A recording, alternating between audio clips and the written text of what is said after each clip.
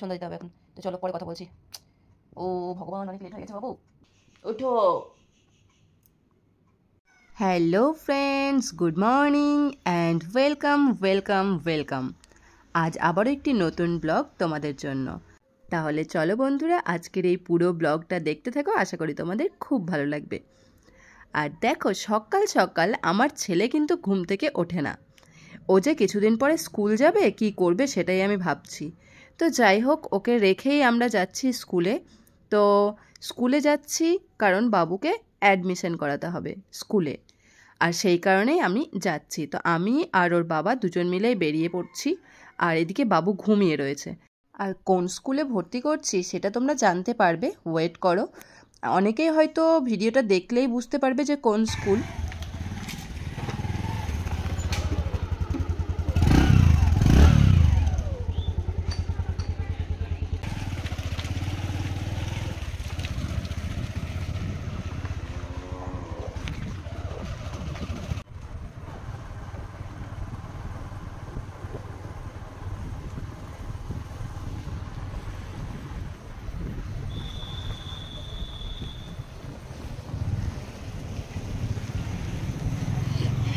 তো ভর্তির ফর্ম নেওয়ার আগে পেমেন্ট করাটা দরকার ছিল, যে কারণে পেমেন্টের স্লিপটাকে ফিল আপ করে তারপর এখানে পেমেন্ট করতে হলো।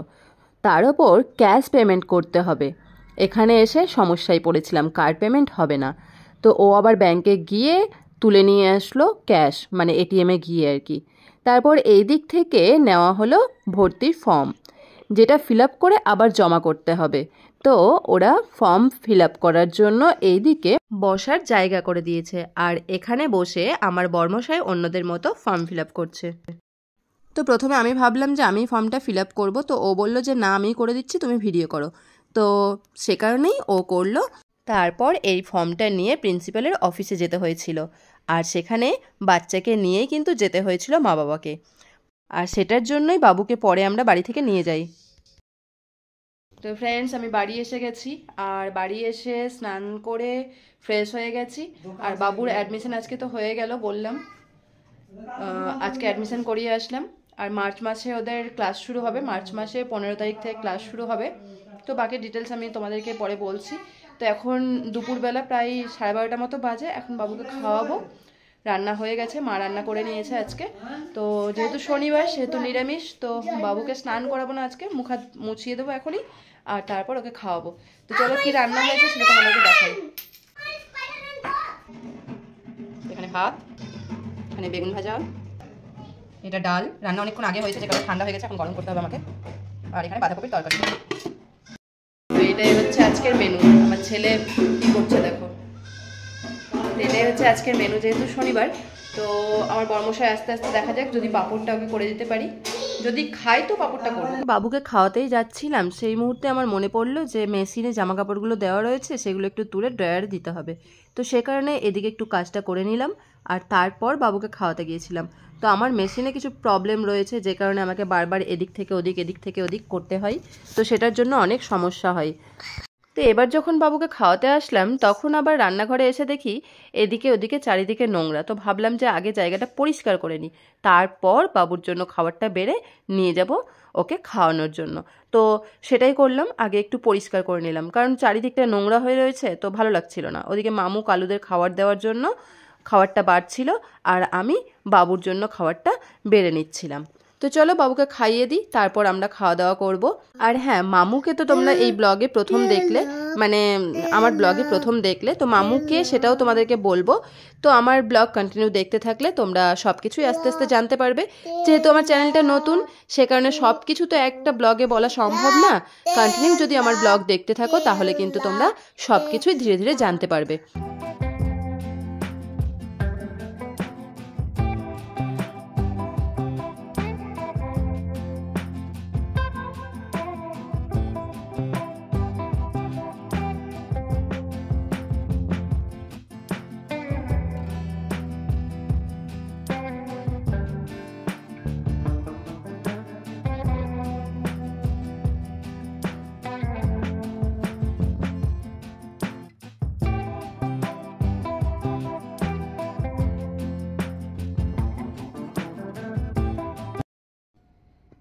Friends, good evening. আমার আর বাবুর ঘুম হয়ে গেল। আমার ঘুম হয়নি, বাবুর ঘুম হলো, তাই না? আমি জাস্ট শুয়েছিলাম বিছানায়, আর বাবু তো একেবারে ঘুমিয়ে পড়েছিল। এখন বাজে 5:15 হয়তো। দাঁড়াও দেখে নি কটা বাজে। না, 22, 5:22। তো চলো এবার উঠি। উফ, অন্ধকার হয়ে গেল মনে হয়, বুঝতেই পারিনি আমি। তো সন্ধ্যা দিতে হবে এখন। তো চলো পরে কথা বলছি। ও ভগবান, অনেক লেট হয়ে গেছে বাবু, কি হবে এবার? বুঝতেই পারিনি এত লেট হয়ে গেছে। তো চলো পরে কথা বলছি। ওঠো।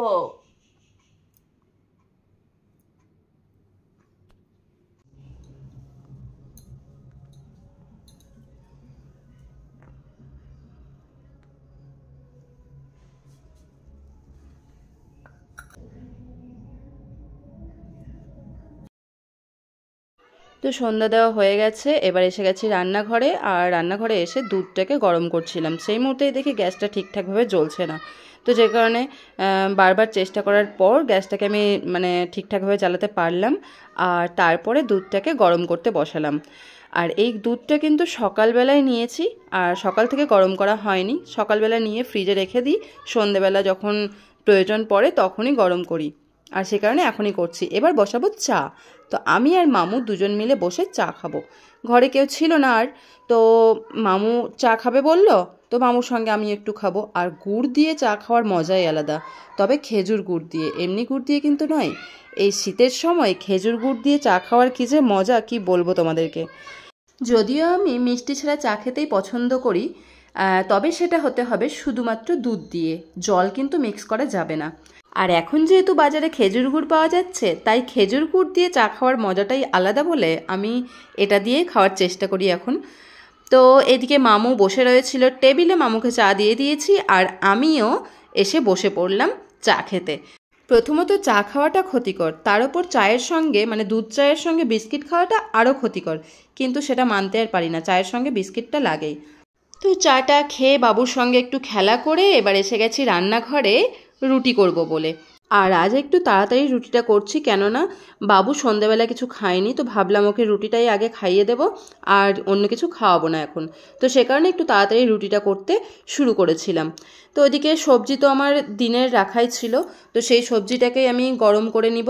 এই দেখো সবজিটা গরম করতে বসিয়ে দিয়েছি, আর সঙ্গে ছিল মিষ্টি, তার সঙ্গে নিয়ে নিয়েছিলাম বেগুন ভাজা। বাবুকে খাইয়ে আমরাও খাওয়া দাওয়াটা কমপ্লিট করে নিয়েছিলাম, কিন্তু সেটা আর শ্যুট করা হয়নি। তো চলো বন্ধুরা, এই দেখো এসে গেছি এবার বেডে ঘুমানোর জন্য। তাহলে চলো বন্ধুরা, ব্লগটাকে এখানেই এন্ড করছি। যদি তোমাদের আজকের এই ব্লগটা কিছু ভালো লেগে থাকে তাহলে লাইক, কমেন্ট, শেয়ার করে দিও। নতুন বন্ধুরা আমার চ্যানেলটাকে সাবস্ক্রাইব করে দিও। আজকের মতো টাটা, বাই বাই।